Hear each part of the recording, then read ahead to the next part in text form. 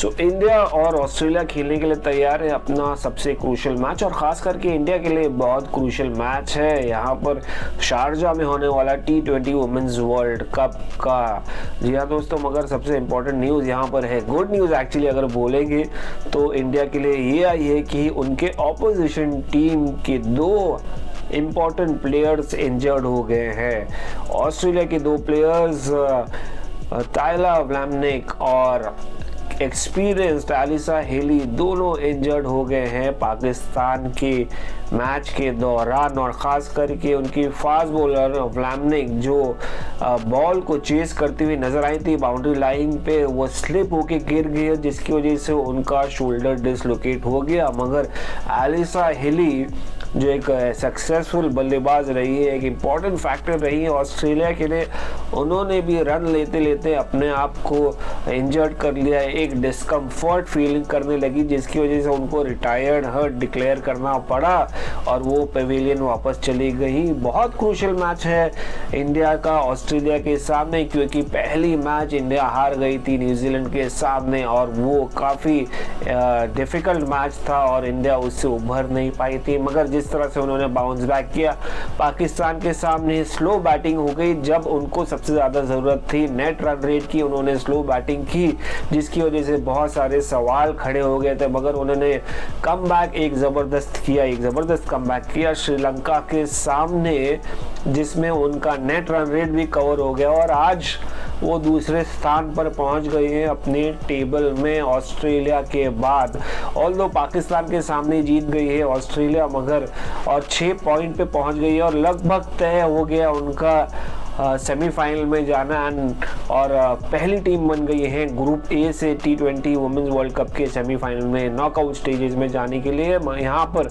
मगर इंडिया जो दूसरे स्थान पे आती है 4 पॉइंट्स के साथ, उनका इम्पोर्टेंट मुकाबला है ऑस्ट्रेलिया के सामने और अगर उन्होंने ऑस्ट्रेलिया को हरा दिया तो चांसेस बढ़ जाएंगे उनके सेमीफाइनल में जाने के लिए। तो यहाँ पर एक बड़ी बूस्ट की बात है डेफिनेटली टीम इंडिया के लिए कि 2 इम्पोर्टेंट प्लेयर्स टायला व्लैमनिक और एलिसा हेली इंजर्ड हो गया, मगर शायद हेली कम बैक करे, अगर वो फिट हो गई तो कल की मैच खेल सकती हैं शारजा में। मगर व्लैमनिक जो अच्छा क्लॉक करते हैं, अच्छी पेस डालते हैं, उनको रूल आउट कर दिया गया है मैच से, टूर्नामेंट से इनफैक्ट। और ये पहली बार नहीं हुआ है, 2020 में भी वो इंजर्ड हो गई थी, उसके बाद 2022 में वुमेन्स वर्ल्ड कप एडिशन में भी इंजर्ड हो गई थी जिसकी वजह से उनको निराशा फेस करनी पड़ी and she was supposed to play a crucial role in this world cup. तो टीम इंडिया के लिए डेफिनेटली एक बूस्ट की बात है जो जिस तरह से कमबैक किया है टूर्नामेंट में, और तीनों के तीनों बल्लेबाज जो इम्पोर्टेंट रहे हैं टॉप ऑर्डर के, चाहे वो शेफाली वर्मा हो, स्मृति मंधाना या हरमनप्रीत कौर, जिस तरह से बल्लेबाजी की थी पिछली मैच में श्रीलंका के सामने, तो वो एक्सपेक्ट करेंगे कि ऑस्ट्रेलिया के सामने जो एक मल्टीपल विनिंग साइड है, multiple world cup winning side है और एक डोमिनेंट टीम, इनविंसिबल लगभग कहा जाए, तो उनके सामने अगर ये तीनों फॉर्म में रहे और इनके 2 प्लेयर्स माइनस हो जाएं तो बहुत ज़्यादा फर्क पड़ेगा टीम इंडिया के कॉन्फिडेंस को और शायद जीत जाए। बट कोई प्लेयर हो या ना हो ऑपोजिशन के, टीम इंडिया के लिए बहुत इंपॉर्टेंट है ये मैच जीतना, और अगर वो भरोसे के साथ जाए कल के इंपॉर्टेंट मैच में तो टीम इंडिया डेफिनेटली डिलीवर कर सकती है एक पॉजिटिव रिजल्ट, एक जीत का रिजल्ट। और अगर उन्होंने जीत ली कल की मैच तो उनके लिए सेमीफाइनल भी एक आसान हो सकता है क्योंकि उन्होंने ऑस्ट्रेलिया को हराया रहेगा। मगर क्या वो ऑस्ट्रेलिया को हरा पाएंगी? क्या कल वो 2 प्लेयर जो इंजर्ड हो गए हैं वो उनका लॉस फर्क पड़ेगा ऑस्ट्रेलियन टीम को? क्या हमारे तीनों प्लेयर का कमबैक फॉर्म में आना फर्क पड़ेगा टीम इंडिया के परफॉर्मेंस को ऊपर जाने से?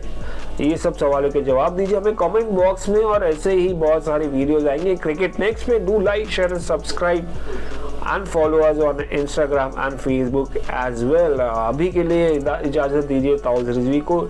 ऐसे बहुत सारी अपडेट्स आने वाले हैं, कहानियाँ आने वाली, इंटरव्यूज़ आने वाले हैं और फिर हम जल्दी मिलते हैं एक और अपडेट के साथ। अभी के लिए गुड बाय, सी यू।